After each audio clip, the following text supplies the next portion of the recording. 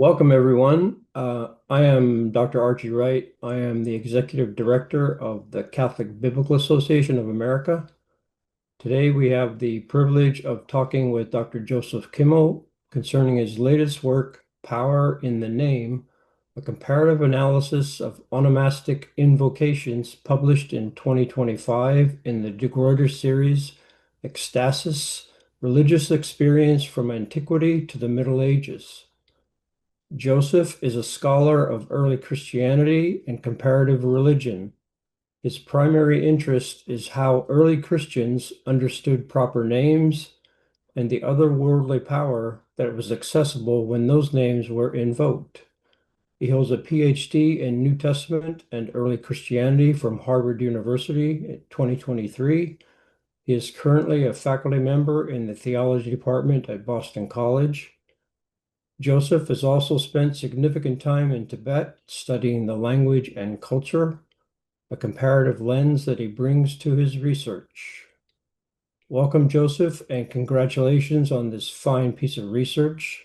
This is a fascinating topic that I did some work on in my book on Satan and the Problem of Evil and the use of names as power in the Dead Sea Scrolls. So it's very interesting stuff. But we're here to talk about your book, The Power in the Name. And we have three questions that we want to ask and give our audience an understanding of the contributions of your book to the Academy and to the community. So our first question, would you give our audience basically the central theme of the book, and then we'll move on to the other two questions. Great. Well, first of all, thank you very much, Archie, for having me. It's really a pleasure and a privilege to do this interview with you.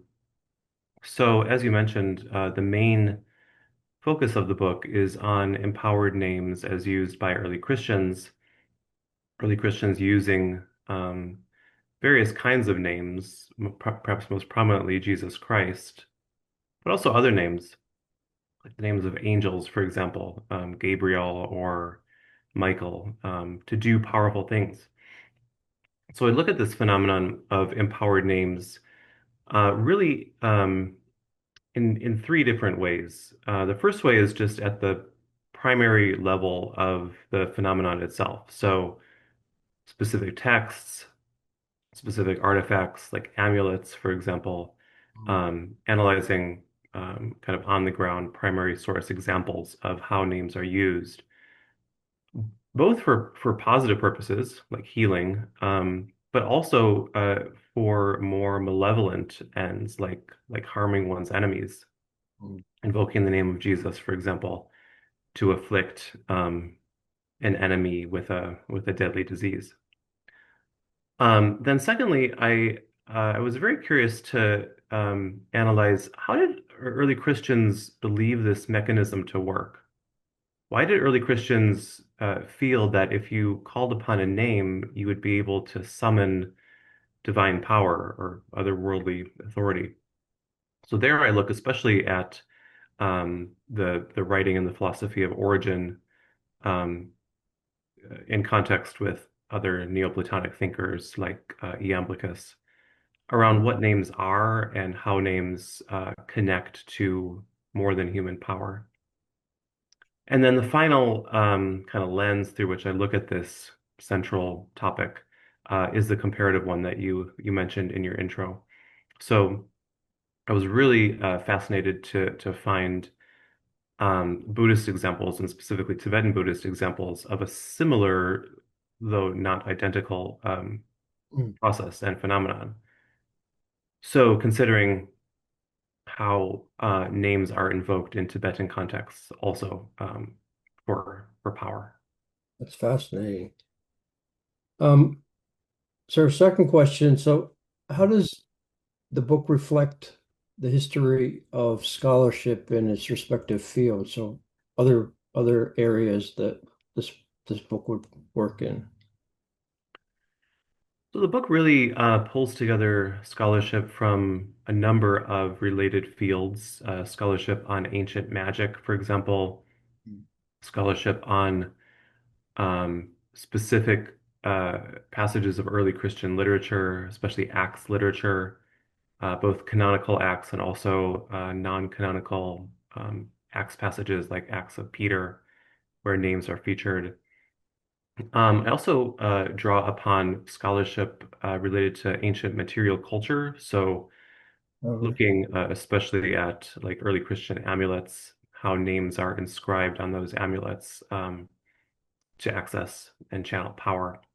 Um, and then um, contextualizing all of that in light of scholarship on figures like Origen and Origen's philosophy, as well as comparative scholarship, Buddhist scholarship on names. What is a name in a kind of Indo-Tibetan context? How does that compare with the ancient Mediterranean?